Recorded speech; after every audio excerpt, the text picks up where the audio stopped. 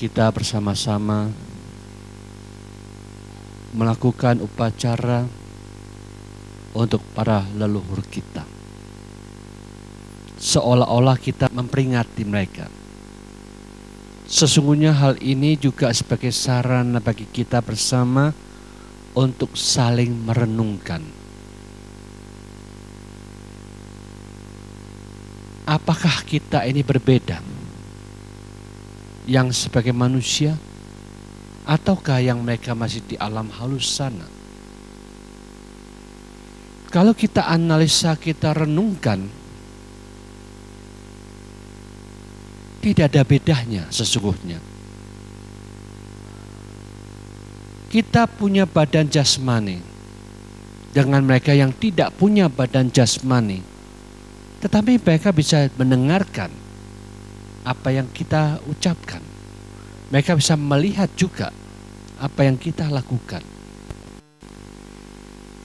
Maka dengan demikian yang lebih baik adalah belajar untuk memahami ketika kita masih hidup, mempersiapkan diri nanti sampai kematian itu sudah seberapa tinggi batin dan pikiran kita. Itulah sesungguhnya tugas dan kewajiban kita selama hidup untuk belajar, dan belajar. Kalau kita tidak demikian ini, kita nanti juga tidak paham antara perbedaannya untuk apa kita hidup. Itulah yang menjadi pertanyaan yang sering ditanyakan. Sehingga waktu beberapa minggu yang lalu saya di Jakarta, ada umat yang anaknya masih umur 15 tahun. Dia sudah tidak mau sekolah. Apa? Sekolah tidak ada pentingnya. Akhirnya ibunya bingung nih, kenapa kok anakku bisa bicara seperti itu? Kemungkinan besar dia memang mungkin melihat melalui internet, baca-baca komik-komik yang mungkin dari Jepang, mungkin dari luar negeri yang macam-macam.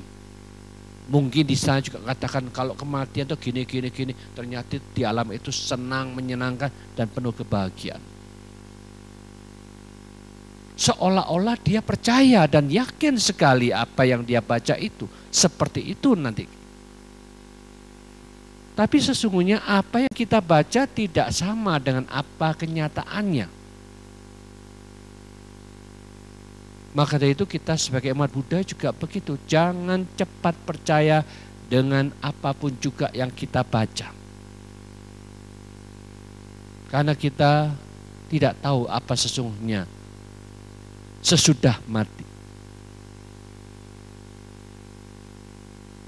Tetapi kalau kita lihat apa yang Sang Buddha ajarkan itu, kematian itu adalah ketidakmampuan kita menggunakan tubuh jasmani kita dan dilanjutkan energi kelanjutannya itu sesuai dengan kebiasaan gelombang pikiran kita pribadi masing-masing.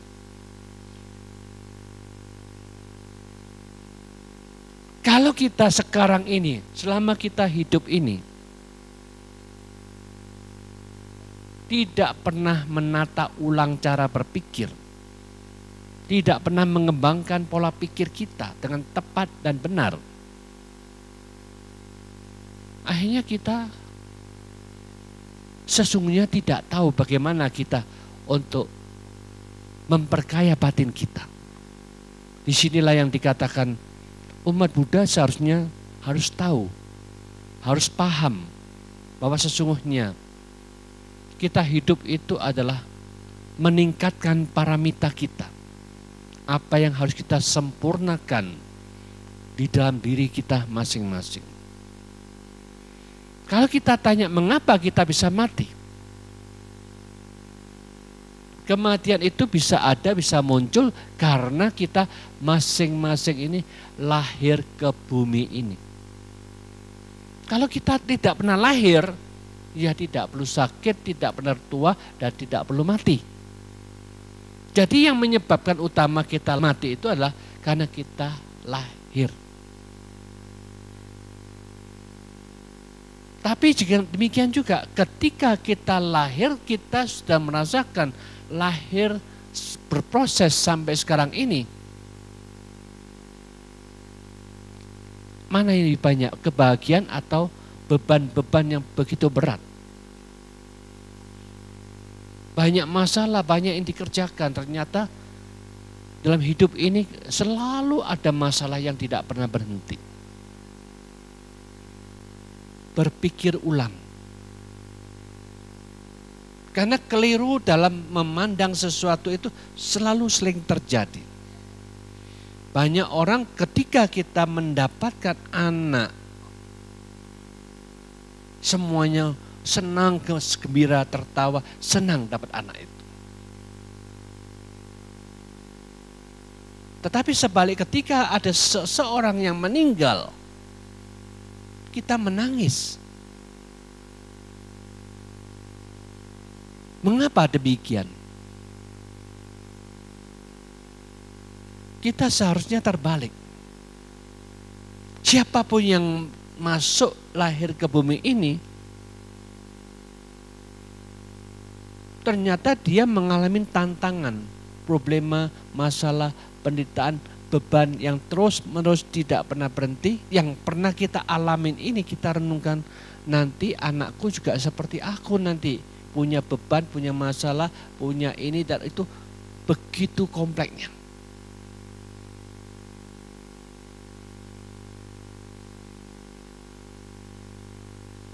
Seharusnya kita mengatakan kita saat lahir itu loh, mempersiapkan diri untuk kematian juga. Sedangkan orang yang sudah mati itu ya kita sesungguhnya juga tidak tahu. Kemana?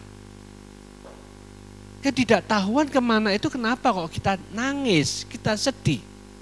Nah ini tanda tanya yang perlu kita pikirkan. Mengapa begitu? Sedangkan yang lahir itu kita tahu dia pasti mengalami beban yang sama seperti kita ini. Maka dengan demikian inilah yang penting saat ini, kita ini harus tahu bahwa kelahiran itu pasti terjadi dalam diri kita.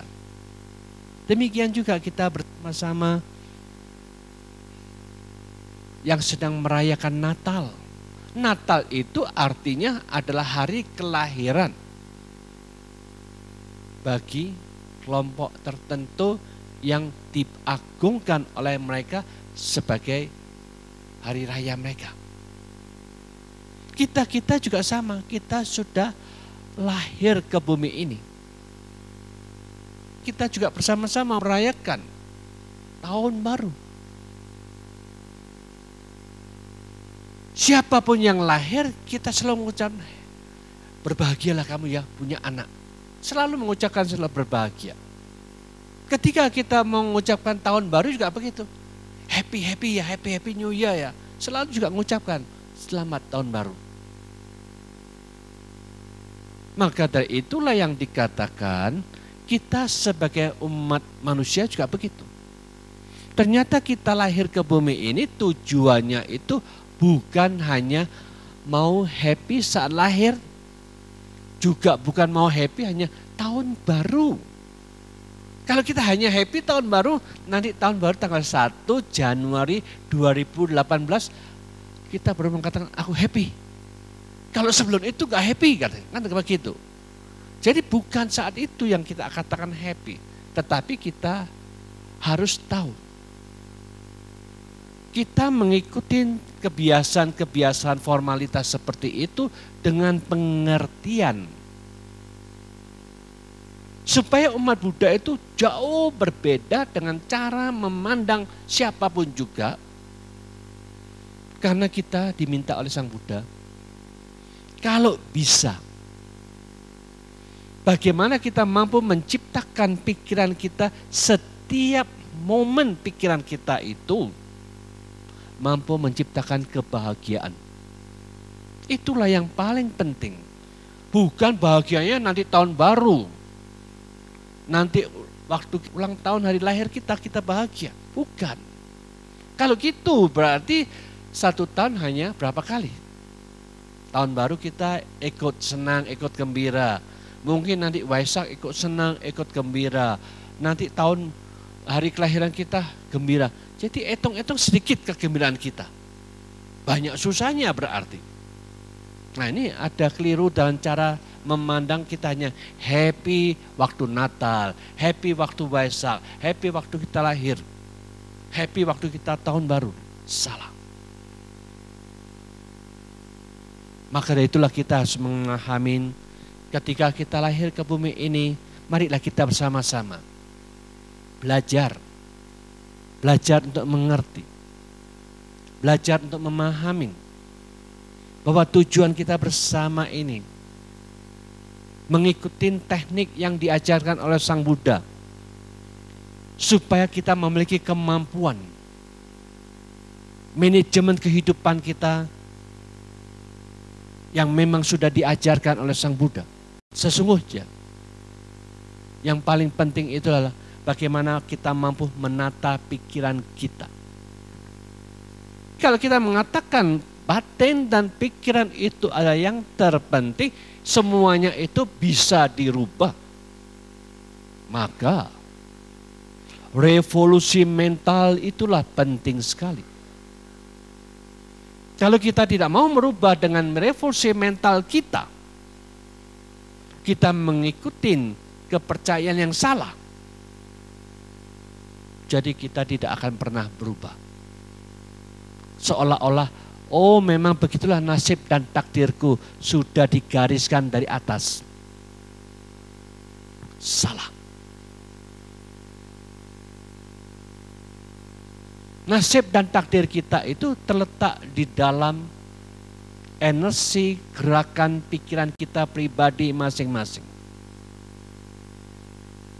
Energi gerakan ini adalah arah pikiran kita secara pribadi, individu masing-masing, kita condong mengarahkan pikiran ke arah mana.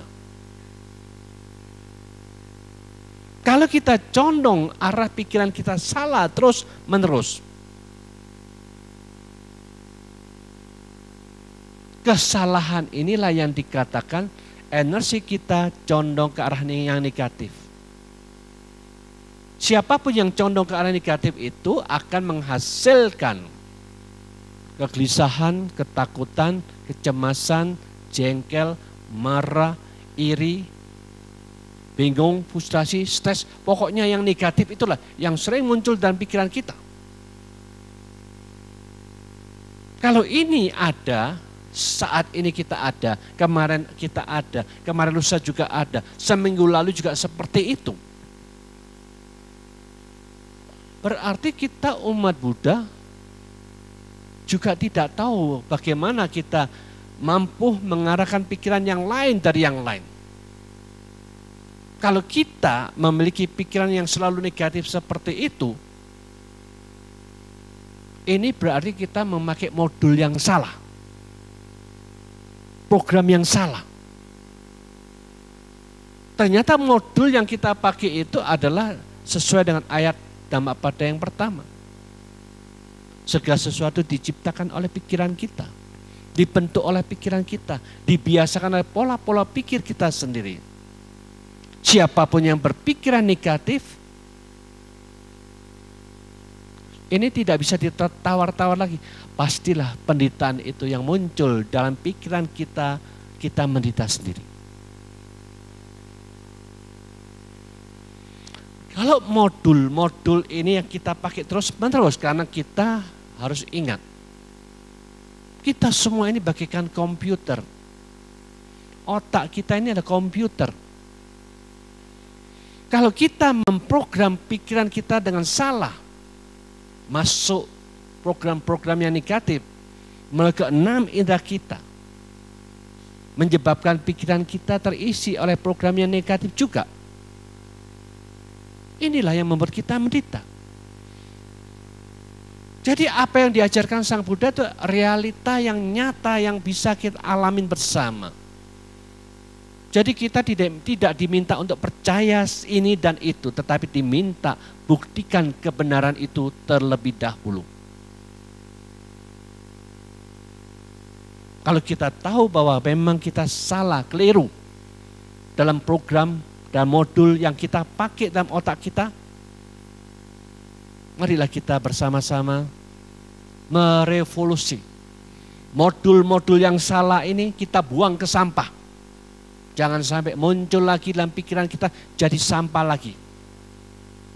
Kalau kita mampu membuang, melepas, menyingkirkan, diganti modul yang terbaru. Selalu direvolusi mencari modul-modul yang terbaru, bagaimana kita bersama-sama memiliki kemampuan memanage pola berpikir kita selalu positif, selalu terkendali, selalu tenang, selalu bahagia. Karena itulah yang kita pakai ayat Dhammapada kedua. Segala sesuatu diciptakan oleh pikiran kita, dibentuk oleh pikiran kita, dibiasakan pola-pola pikir kita sendiri. Siapapun yang membiasakan dengan pola berpikir yang positif, kebahagiaanlah yang mengikuti orang itu. Positif yang mana? Cinta kasih, kesabaran, kebijaksanaan, tekad yang kuat, membuat pikiran tenang dan damai setiap saat, membersihkan batin setiap saat. Ini positif, positif, positif, bangkitkan positif setiap saat. Ini positif. Marilah kita jujur. Ada dua faktor dalam pikiran kita, hanya positif atau negatif. Manakah yang lebih dominan? Positif yang lebih dominan. Kalau siapapun juga yang positif dominan, dia pasti bahagia. Positif itu tidak ada cap merek agama apapun juga. Tidak perlu dimerekin apapun juga. Siapapun yang mau mengikuti kebijaksanaan, siapapun yang mengembangkan cinta kasih, siapapun yang kasih sayang, siapapun yang mengajarkan teknik tenang, damai, silakan jalankan. Karena itu positif, tidak ada pemiliknya. Kita berusaha untuk membangkitkan dalam batin dan pikiran kita bersama. Apakah ini perlu? Sangat-sangat perlu. Sangat-sangat perlu karena apa? Karena kita diciptakan oleh kebiasaan-kebiasaan pola pikir kita pribadi masing-masing. Yang jelek-jelek, yang kotor-kotor, yang negatif itu bukan setan. Bukan mereka yang menentukan. Bukan menciptakan pikiran ke sana, bukan. Kita sendirilah yang tidak tahu cara mengolah pikiran seolah-olah kita katakan itu setan. Karena yang sadar, orang yang tahu, orang yang memiliki pengetahuan, bukan. Berani tegas, bukan. Maka dari itulah satu-satunya guru agama yang berani mengatakan bahwa kejahatan apapun juga itu bukan setan. Kejahatan yang muncul itu karena program yang salah dari tiap-tiap individu. Karena mereka memakai modul program-program yang salah. Maka kalau ini tidak dijabut program-program yang salah, modul-modul yang salah, diganti program dan modul yang benar dan baik, supaya mampu menciptakan kedamaian dan kebahagiaan secara pribadi terlebih dahulu kepada individu masing-masing itu terlebih dahulu. Jadi bukan semua orang damai dan bahagia. Bukan, tetapi mereka sadar kita sesungguhnya juga sama. Ingin mendapatkan kedamaian, ingin mendapatkan kebahagiaan itu. Marilah kita mulai sekarang mengetahui bahwa modulnya itu hanya 2 poin. Modul yang positif atau modul yang negatif. Kalau lebih condong arah pikiran kita ke arah negatif, dan kita tidak mau merevolusi mental, dipindahkan ke modul yang positif, selamanya masih lengket, masih kuat, masih menggenggam, negatif itu betul. Orang yang seperti ini sudah sulit untuk mau berubah. Karena dia tidak paham bahwa kita bisa berubah. Karena dia menganggap aku tidak bisa berubah. Karena memang nasib takdirku memang seperti itu. Dari dulu aku memang jahat, tetap sekarang tetap jahat. Pasti nanti juga akan jahat. Salah besar kalau berpendapat seperti itu. Kita sadar mungkin kita ada kesalahan di dalam teknik cara berpikir kita yang dulu-dulu. Tetapi sekarang kita tahu. Sang Buddha katakan segala sesuatu itu bisa berubah. Kalau kita mau merubah menjadi lebih positif, kita mau merubah menjadi lebih baik, itu bisa dirubah semuanya. Maka itu yang dikatakan revolusi mental itu penting. Mengapa penting? Pentingnya itu untuk memberikan pengertian kita, karena tadinya kita membiarkan, kita tidak tahu cara mengatasi pikiran-pikiran itu. Kita tidak tahu arah pikiran kita. Kita tidak punya pegangan dalam pikiran kita. Sehingga modulnya semrawut amburadul kacau balau. Maka dari itulah sekarang kita berusaha untuk menciptakan yang lain dari yang lain. Mulai sekarang kita harus punya pegangan. Kita harus mengarahkan pikiran kita sebagai tujuan kita bersama. Apa itu pegangan kita? Pegangan kita ini adalah kita mau menjadi manusia yang sadar akan dirinya masing-masing. Orang yang sadar akan dirinya, dia tidak mau gelisah, tidak mau jengkel, tidak mau marah, tidak mau bingung, tidak mau stres. Oleh karena kita ini tidak sadar-sadar, itulah yang menyebabkan kita seperti itu. Maka oleh karena kita adalah makhluk yang ingin sadar, siapapun yang ingin sadar itu ingin mendapatkan kedamaian. Maka kita harus memegang teguh dalam pikiran kita, ini loh yang aku cari, yaitu sadar, damai, sadar, damai, sadar, damai. Itu aja sudah, tidak usah percaya yang lain. Supaya diriku sendiri yang sadar, aku mau mencari kedamaian terus-menerus dalam diriku.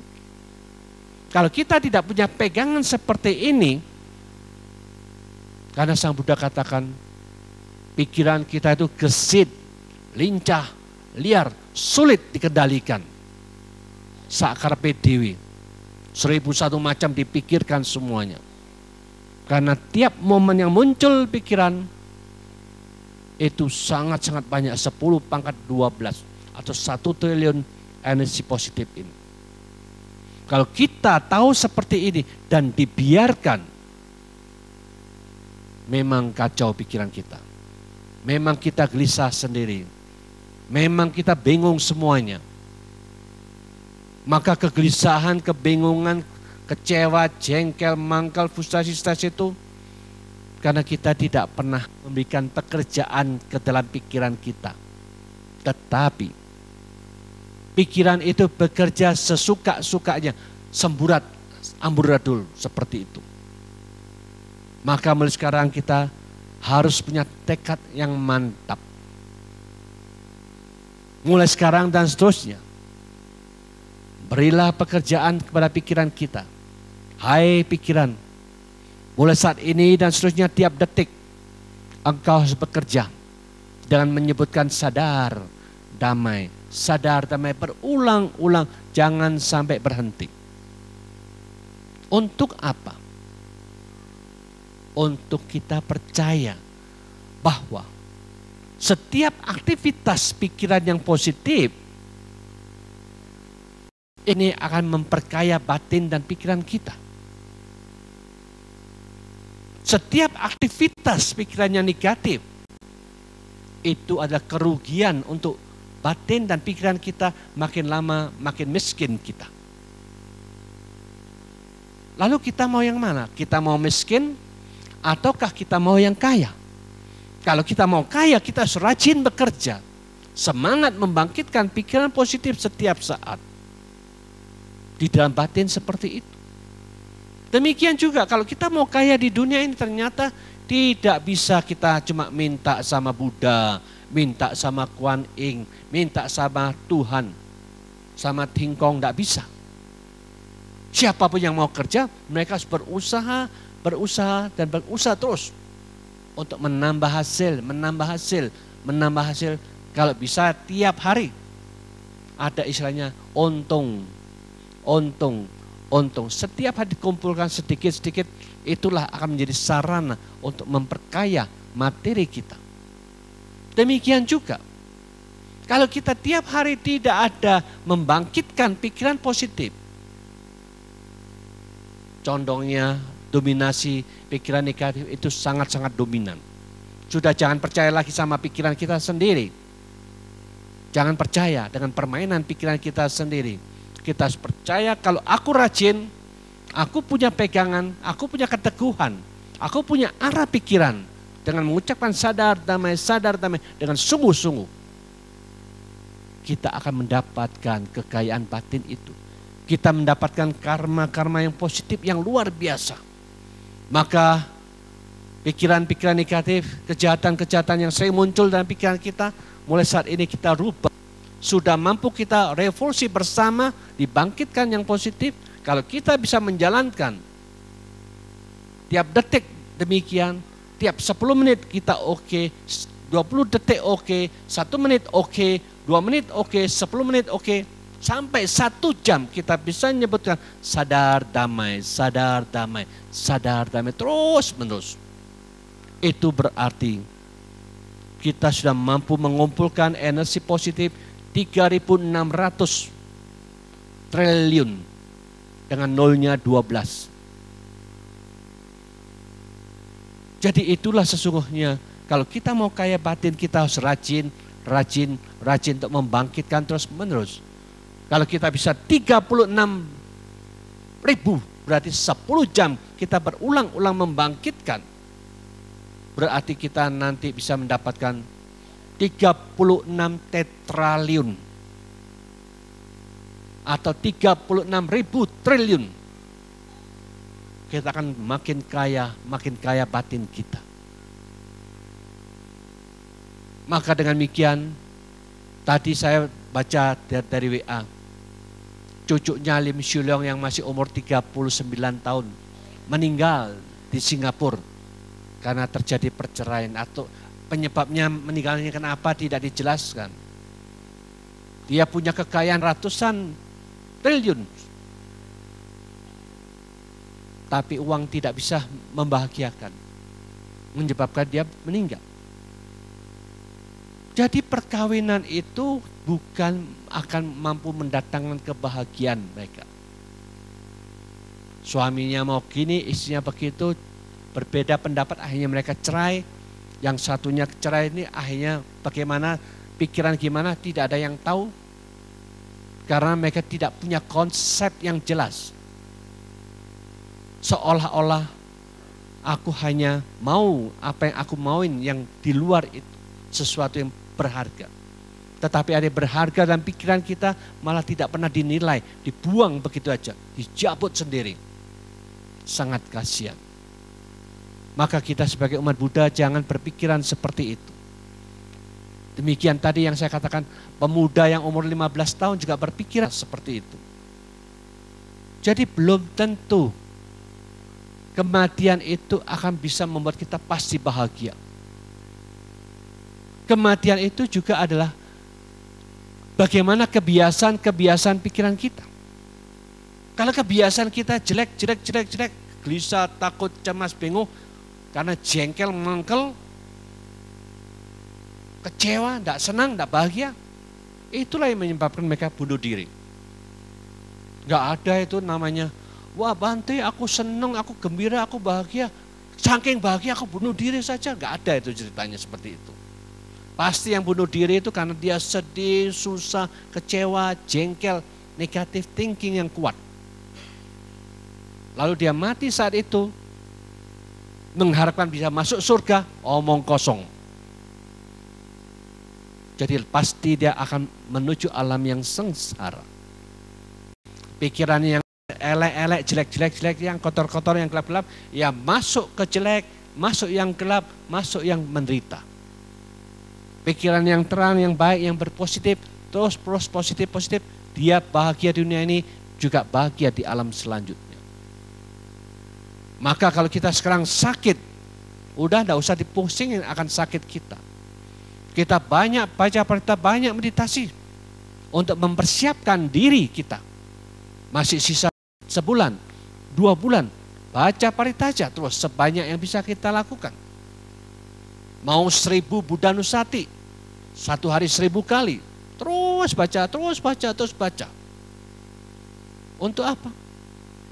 Untuk memancing energi pikiran positif, karena kita sudah merasa dokter sudah angkat tangan. Siap aja lah.